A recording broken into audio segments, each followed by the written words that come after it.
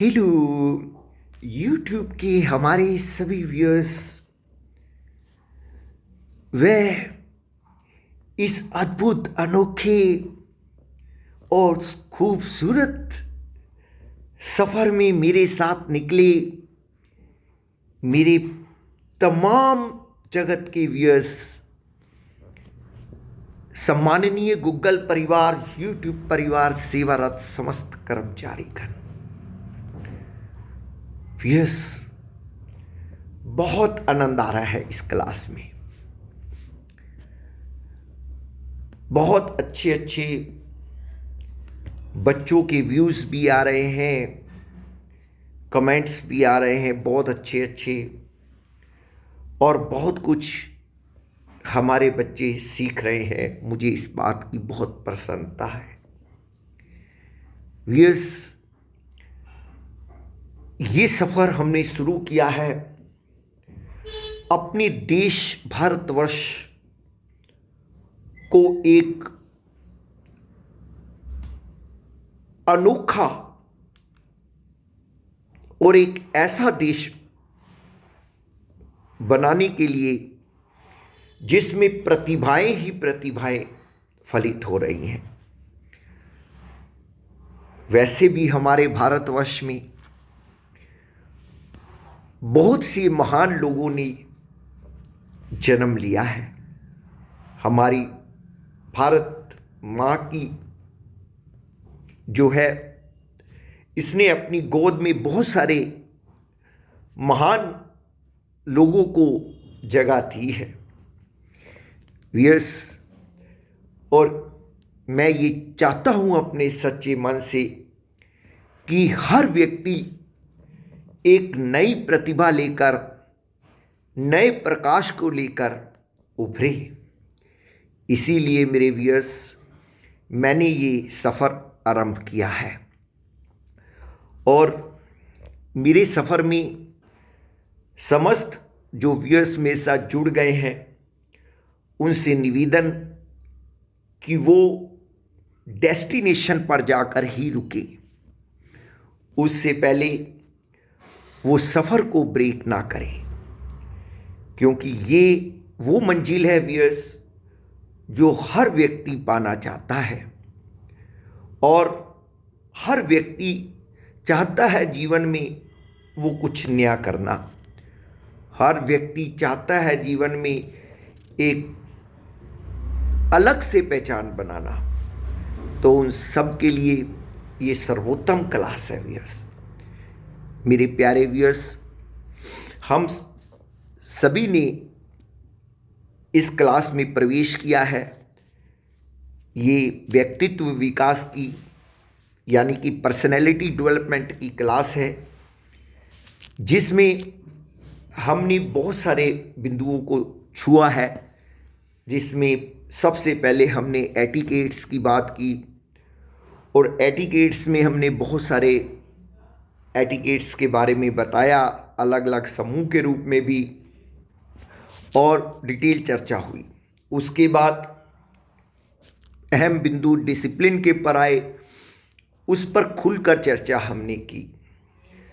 फिर time management को हमने समझा कि अपने जीवन में टाइम का कितना महत्व है, इसके बारे में हमने बहुत खुलकर बातचीत की। उसके बाद क्रिएटिव स्किल के ऊपर हमारी बातचीत हुई। उसमें बहुत सारे तरीके मैंने बताए कि आप लोग किस प्रकार से क्रिएटिव माइंड बन सकते हैं। अब हमारा एक नया बिंदु शुरू हो चुका है, जिसकी कि कल मैंने भूमिका दी थी, और वो है डिसीजन मेकिंग। मेरे प्यारे व्यूअर्स, हमें जीवन में बहुत बार डिसीजन लेने पड़ते हैं, और डिसीजन लेना एक बहुत बड़ी बात होती है व्यूअर्स किसी चीज के लिए। क्या चीज अच्छी है, क्या चीज अच्छी नहीं है, क्या चीज हमारे भविष्य को ऊंचा उठाएगी, क्या चीज हमें नीचे गिराएगी, इन सभी चीज़ों के पर विचार करके एक यूनिक निर्णय लेना, यही डिसीजन लेना होता है व्यूअर्स। तो चलिए व्यूअर्स, हम इस कक्षा को अटेंड करते हैं और इसमें समझते हैं डिसीजन लेने से पहले हमें, या डिसीजन लेते हुए हमें किन बातों का ध्यान रखना है। हम सभी को लाइफ में बहुत से डिसीजन लेने होते हैं। यह डिसीजन हमारी लाइफ को दिशा देते हैं। सही डिसीजन लाइफ को हमें धरती पर से आकाश पर ले जाते हैं और गलत डिसीजन हमें आकाश पर से धरती पर ले आते हैं। भगवान श्री कृष्ण जी ने भी गीता जी में बहुत सारे तरीके डिसीजन के सुझाए हैं। आज उन्हीं तरीकों के ऊपर हम मनन करने जा रहे हैं व्यूअर्स। ये हमारे परम पिता परमात्मा ने हमें सिखाए हैं। आज उन्हीं तरीकों को पहले हम अध्ययन करने जा रहे हैं। भावनाओं में बहकर न ले निर्णय। व्यूअर्स, श्रीमद् भगवद गीता के अध्याय 6 में भगवान श्री कृष्ण जी कहते हैं कि अपने दिमाग को कंट्रोल, बैलेंस करके चलना चाहिए। इसलिए आप अपना कोई भी जरूरी निर्णय तब मत लें जब आप बहुत ज़्यादा खुश हैं या फिर बहुत ज़्यादा दुखी हैं। ज़्यादा खुश या फिर ज़्यादा दुखी स्थिति में लिया गया डिसीजन गलत ही साबित होता है। आपने अक्सर देखा होगा कि लोग जब बहुत ज़्यादा खुश होते हैं तब आप उनसे कुछ भी मांग लो तो वो दे देते हैं, और जब लोग बहुत ज़्यादा दुखी होते हैं तो वह इससे कुछ उलट करते हैं। आप उनका हाल भी पूछ लो तो लोग उसका भी बुरा मान लेते हैं। वास्तव में ज़्यादा खुश या ज़्यादा दुखी होने पर हमारा दिमाग कुछ नॉर्मल से अलग रिएक्ट करता है। इसी कारण ज़्यादा खुशी या ज़्यादा दुखी वाले समय पर लिए गए डिसीजन के लिए हमें पछताना पड़ सकता है। मेरे प्यारे बच्चों, ये बहुत अच्छी बात लॉर्ड कृष्णा जी ने हमें समझाई। हमें सम रहना है, ना दुख में दुखी ना सुख में सुखी, और सम रहकर ही हमें कोई भी जीवन का निर्णय लेना है। तो व्यूअर्स, इस बात का विशेष ध्यान रखिए। नेक्स्ट, खुद से करें सवाल। जब आप कोई निर्णय ले तो निर्णय लेने के बाद खुद से पूछें कि कहीं यह निर्णय मैं बहुत भावुक या क्रोधित होकर तो नहीं ले रहा हूँ।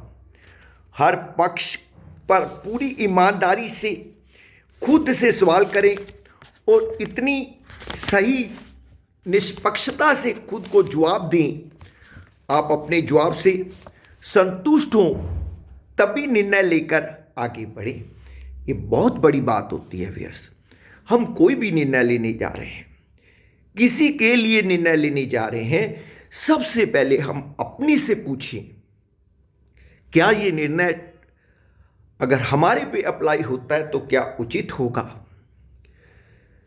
हम उसके प्रति क्या रिएक्ट करेंगे, तभी हम वो निर्णय लें। व्यूअर्स, नेक्स्ट है निष्काम कर्म। आप हमेशा निष्काम भाव से कर्म करें, सही निर्णय लें और कार्य से जुड़े प्रयास तेज कर दें। कार्य को पूरा करने के लिए कर्म आपके हाथ में है, उसका परिणाम नहीं। इसलिए जब रिजल्ट ना मिले तो अच्छा काम करना बंद न करें, क्योंकि परिणाम आपको तब मिलेगा जब ईश्वर चाहेंगे। यही बात लॉर्ड कृष्णा जी ने गीता जी में समझाई है। व्यूअर्स, आज जितने भी पॉइंट मैं आप जी को बता रहा हूँ वो सभी हमें परम पिता परमात्मा ने ही स्वयं समझाए हैं। उन्होंने ये कहा है कि आप निष्काम कर्म कीजिए, फल की इच्छा मत कीजिए, फल मुझ पर छोड़ दीजिए। अगर आप वाकई में अच्छा कर्म कर रहे हैं तो मैं फल उसका अवश्य आपको दूंगा।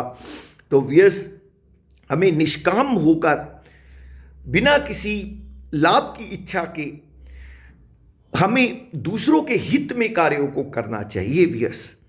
यही एक सबसे बड़ी बात होती है व्यूअर्स।